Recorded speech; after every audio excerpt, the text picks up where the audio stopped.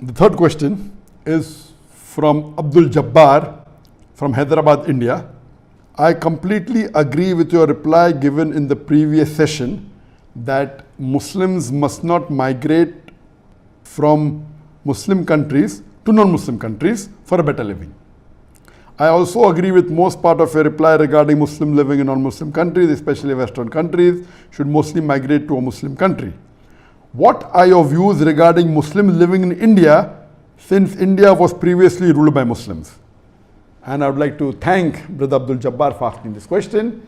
He's referring to the reply I gave in my last session, where a person asked that, is it permissible for a Muslim to migrate from Muslim country to a non-Muslim country for a better living? And I will just repeat in short, and I said it is not permissible for a Muslim to migrate from a Muslim country to a non-Muslim country for a better living, unless it is for education. He can do for that couple of years of education and come back, or if he wants to do Dawah and he wants to become a full-time Da'i, going as a Da'i and giving Dawah in a non-Muslim country is permissible, but for no other reason, for a better living or so that you can get more money or you can have a luxurious life, besides these two reasons, for a better living or anything else, it is not permissible for Muslims to leave a Muslim country and go to a non-Muslim country, especially referring to the Western country. And then I went further to say that the verse of the Qur'an, of Surah Nisa, chapter number 4, verse number 97, where Allah subhanahu wa ta'ala says that the angel comes to take the life of the person who had died in sin, that how was your state? And he said that we were weak and oppressed. Then the angel replies that the earth of Allah subhanahu wa ta'ala is vast, so why didn't you migrate? And those who do not do that, Allah says, they will go to hell and their refuge will be evil. So based on this, there are three options for a Muslim living in a non-Muslim country. And I gave the reply that Muslim living in non-Muslim countries, especially referring to the Western countries, that if they cannot live openly, declaring themselves to be Muslims, or cannot practice some of the Islamic aspects, or they cannot practice most of it or some of it, it becomes further for them to migrate to Muslim land. The second category, those Muslims living in a non-Muslim country where they can freely practice Islam and they have no problem at all, and they can call themselves Muslims, they can do all the fara'id, there's no restriction at all. I don't know any such country. There may be parts of some country, but as a whole I don't know. Some countries may be better than the others, but if such a situation is there, then it is not compulsory for them to migrate to a Muslim country, it is mustahab. That means they can stay, but yet better is to migrate. And the third condition is if the Muslim is oppressed or they are weak or they cannot migrate, then Allah will forgive them. This was my answer of three categories. But now the brothers posed the question, what about India? The Muslims living in India, because India was ruled by the Muslims for more than 1,000 years. So does India also come in the same category as a Muslim country? And that's a very important question. And Jazakallah for asking this question. There are some countries, and one of the good examples is India, that India was ruled for 1,000 years. And the population of India, approximately more than 1/3, about 40% of them were Muslims. Then the Britishers come, and they come saying that they don't do business, but they want to control India. They started ruling India, and then when they left, they created a division amongst the Indians who were living very peacefully. Even though the Muslims ruled India for about 1,000 years, the Mughal. If the Muslim rulers would have forced the non-Muslim to accept Islam, there would not have been any non-Muslims alive in India. Many accepted Islam because they liked Islam. Many people remained as non-Muslims, and there was no problem. But the Britishers, they had a policy of divide and rule. So when they left, they divided India into three parts, and they divided the Muslims especially, and 1/3 of the Muslims went to Pakistan, 1/3 went in India, 1/3 went to Bangladesh. They didn't give one country, they gave two countries, and Bangladesh and Pakistan, which was known West Pakistan, East Pakistan, they split. So now Muslims are divided into three. In India, a little bit more than 1/3 remained, maybe about 37, 38, 39% remained in India. 1/3 went to Pakistan, about 33%. Less than 1/3 went to Bangladesh, about 29, 30%. But if you add all together, Muslims are 40%. Now when partition took place, India declared itself to be a secular country. It didn't declare itself to be a Hindu country.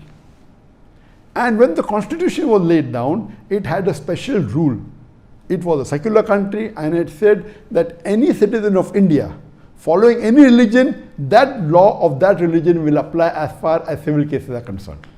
So if Muslims are living in India, they had a separate law, and today also they have, known as the Muslim personal law. The Christian have their Christian law. The Hindus, they have their Hindu law. So when this was drafted, it gave permission for all the religions to practice their religion freely. All the citizens of India. India was not at all a Hindu country, and even today it is not. It is a secular country, it is a democratic country, and it said that any citizen of India, whichever religion he belongs to, can live here peacefully. So based on that, India is a unique case in the world where Muslims ruled for 1,000 years. And today also, according to me, the majority of Muslims in any country in the world, number one is India. Though statistic wise it says number one is Indonesia, about 220, 230 million Muslims. Number two is India, some about 200 million. Some people say that it is Pakistan, about 202 million. And third is Pakistan. Some say second is Pakistan, third is India, and then fourth is Bangladesh. According to me, the Indian government doesn't declare the correct number of Muslims. They don't count many millions of Muslims in Assam, etc. I feel, according to me, minimum Muslims would be 250 to 300 million today. So according to me, the country which has maximum number of Muslims living in any part of the world, number one is India, then is Indonesia, then is Pakistan. The number of Muslims in India would be minimum 250 million, can even go up to 300 million. Now, when the partition took place, the government that was formed in India, the constitution says that every citizen of India has the right to preach, practice and propagate his religion. And it is just about 4 years back that I left my country, and for more than 20 years, mashallah, for about 25 years, I did Dawah openly, large audiences, and India has been a very safe place for the Muslims. It is recently when the BJP government came to power, just hardly 6 years back in 2014, that the problem started. Previously, the problems were minor, and the Muslim could live peacefully. There was no major problems at all. The politician, Hindu politician, mainly the BJP, which is a part of the RSS, these are fanatics and fascists. And they started promoting the Hindutva and trying to misguide the people. And now there are problems created for the Muslims. But generally, for the Muslims living in India, it is very close to living in a Muslim country. They have their full rights. So Muslims living in India, it is perfectly permissible for them to live. Such close example is, for example, Singapore. Singapore first was part of Malaysia, where 2/3 of the citizens of Malaysia, they were Muslims. Previously were everything, later on the non-Muslims came. And then Singapore became separate.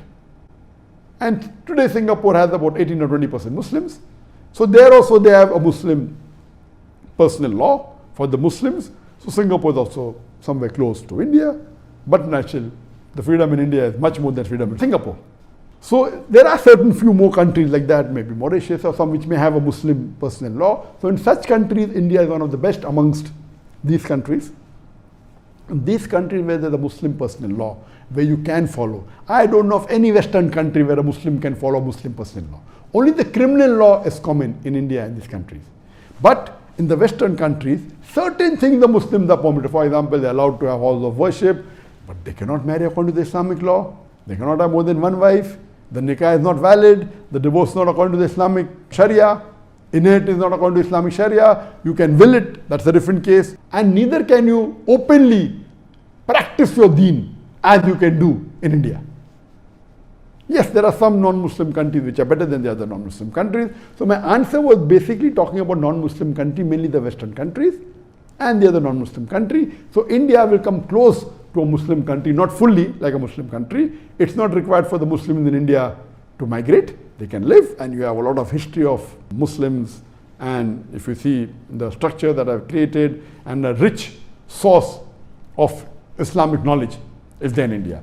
So but natural, Jazakallah for asking the question. This is a different case altogether, like in India and other few countries of the world. Hope that answers the question.